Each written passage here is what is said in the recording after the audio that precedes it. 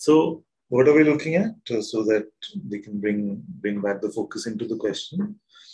Attention can go to any perception. Now, this perception can be what we call the world. This perception can be what we call the body. It can be emotion, thought, imagination, memory, all of these things. Yes?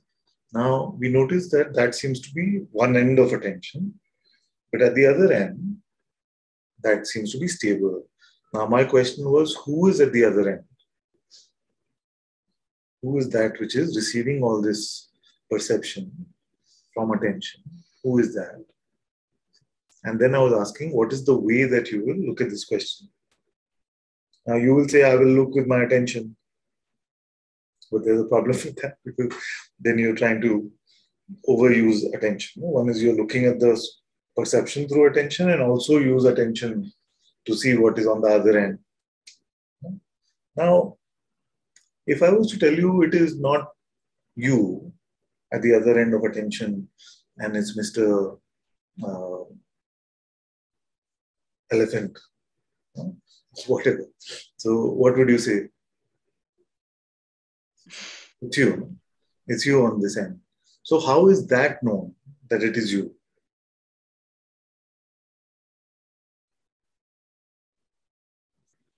So you know it is you without even needing to follow attention. It is an obvious seeing that I am receiving all of this perception using my attention. Now this I which receives all of this, how is that known? How is that recognized?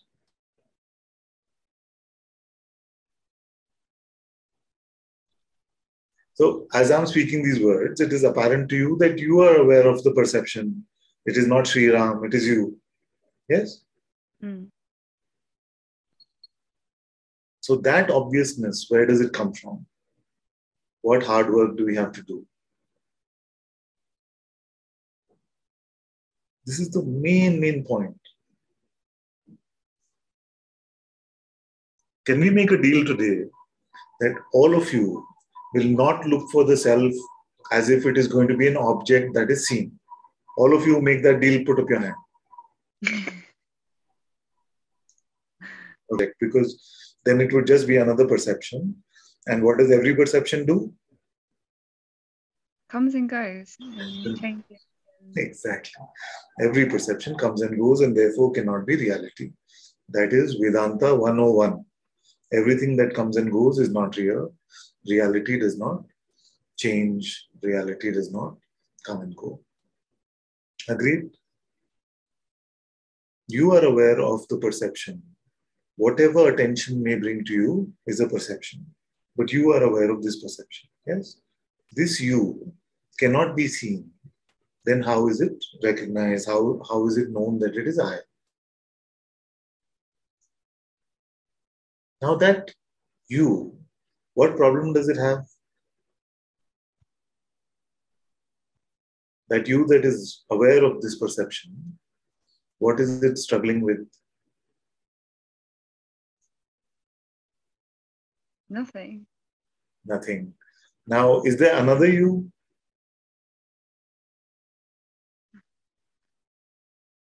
Does this, if something of like a feeling or a thought that feels like it's been believed in before, or like something like this, then it feels real for this moment, it can cause a lot of distress. Yes. Okay, very good. So this is a very, very important point, and this is the second deal we have to make. We will not accept something that feels real to be real. Something that feels real does not stand up to our reality now. Like our certificate of reality cannot be given just to something that feels real. Because, my dear, the whole design of this play, the whole design of Maya is to feel real. Everything here feels real. So if we take that which feels real to be real, then we are back in the play of Maya, in the play of illusion. You see? So our standard for reality now, we have to elevate to a level that it has to go beyond that which we call it feels real. You see? So don't take anything to be real unless you can verify it yourself, not just on the basis of some feeling. Deal? So then what do we take to be real? That which does not come and go. The same standard for reality. That which does not come and go, and therefore no perception. Agreed? So this is the second deal. Is it up to us or no? Because I know the question that will come from most of you is, I can make these deals with you, but little old me, it just happens to me automatically. I can't do anything about this stuff. So that's why the third question maybe is relevant, is to ask you, is the power with you or no? From here, from this as the base. Yes. Yes. Then Yes. Because the non-existent one can never have power. No? That which doesn't exist cannot ever have power. You are the existent being. You are consciousness. All the power rests with you. But if, as consciousness, you decide to give power to the cat sitting next to you, you see, how much power does that cat have? doesn't. Doesn't have. Why doesn't it have? Poor thing. Because I'm still here, like, and Because there is no cat, no? Yeah. Is there a cat next to you? Oh, I may have missed that. Let me see. See? And that process of checking I just did is the inquiry. See? That's it. There is no person. You see? So how much power does the person have? It doesn't exist. You see? So the power to not identify, the power to let go, the power to not believe your next thought is always with consciousness. And you truly, in every moment, are just consciousness. See? Or to put it more precisely, you are in every moment of the waking state, you are manifesting as consciousness itself.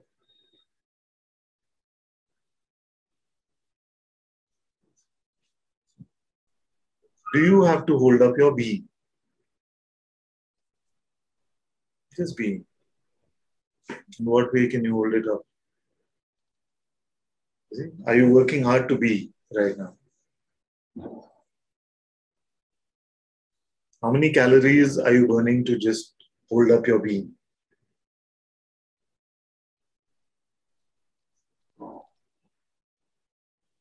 Nothing, isn't it? Then what is the task? It's referring to memory, to past. Okay, so memory comes. Memory comes.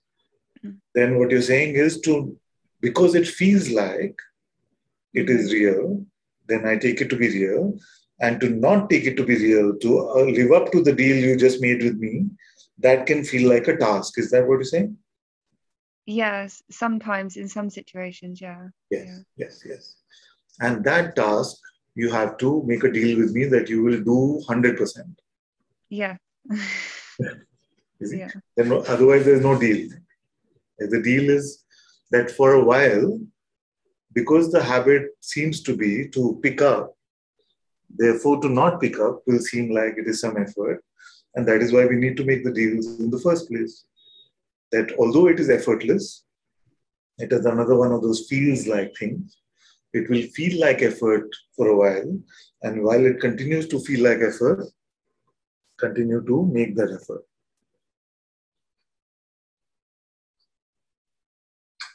Is it? Yeah. Thank you. Because it is in making that seeming effort, you come to the recognition of its true effortlessness. The deal here is that we will not go with the mind's version of what is even appearing. We will just see for ourselves.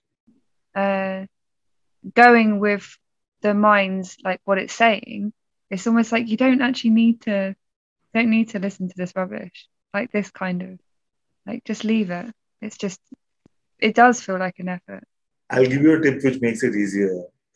You see, now you entered this movie. Now the movie has the scenes and the movie has a narrative. It has a narrator. You see, now it feels like natural to see the movie and then agree with whatever the narrator is saying. You see, there may be a donkey walking on the frame in the movie, but the narrator may be saying, "This is a monkey." No, but our habit to listen to the narrator is so strong that we take its lens to be true. You see, especially if the movie has gone on for some time. So now what is happening is that I'm saying continue to watch the frames. Don't worry about what the frames are bringing. Just the narrator's voice, you let it come and go. Don't pick up what it is saying. See for yourself instead of buying what the mind is saying about what it is. See for yourself. To see for yourself is pure perception. To go with the mind's version of what it is the storification or the making up the false narrative. Clear? Yes. And in your seeing, you see, it takes a bit of getting used to not rely on the interpretation of what this is. You see, so in your seeing, in your hearing, in your perceiving, if you don't rely on an interpretation of what anything is, you are meeting it fully. But our habit is to try and conclude or try to interpret what this is. And that's what gets us in trouble. Now, can you make that perception relevant in any way to that which is aware of the perception? Just make it important or relevant in some way to that which is aware of it. Is it? You cannot do it when you're looking like this, like you said. You cannot do it. And yet, all of this realm is designed to feel like it is.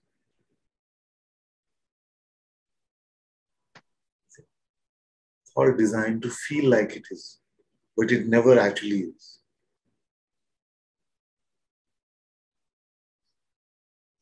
Because the one that is aware is so far removed and so magnificent in its nature that all of this play of light and sound is nothing. It's just a minor, not even a minor flickering for that reality that you are. It's some doubt has come here that I'm not seeing. I'm not? I'm not seeing as clearly, or Exactly, but the doubter mind can never see it. You see, the mind has no place in this party. It did not get the invite. The mind, whatever version of mind, did not get the invitation because it cannot receive it. You see, so it is not lying in this instance.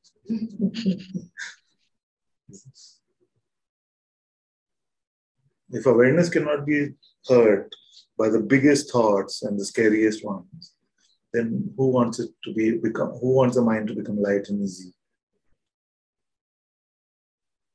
Can you be anything other than awareness and its manifest aspect called consciousness? So you see, all that is getting hurt is the story. Not even the one with the story, because there is no such one.